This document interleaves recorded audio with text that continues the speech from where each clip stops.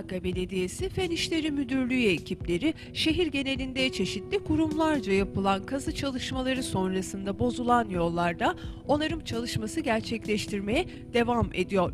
Antakya Belediyesi tarafından konuyla ilgili yapılan açıklamaya göre şehrin 95 mahallesi genelinde çeşitli kurumlarca yapılan plansız kazı çalışmaları sonrasında bozulan yollar vatandaşların mağduriyet yaşamaması amacıyla eş zamanlı olarak onarılıyor.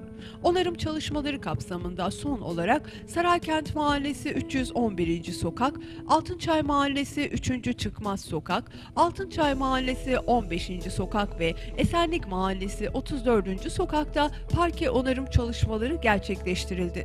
Antakya Belediyesi Fen İşleri Müdürlüğü ekipleri şehrin 95 mahallesinde parke döşeme, parke onarımı, yeni imar yolu açma, malzeme serme, asfalt dökme ve asfalt yama çalışmalarına aralıksız devam ediyor.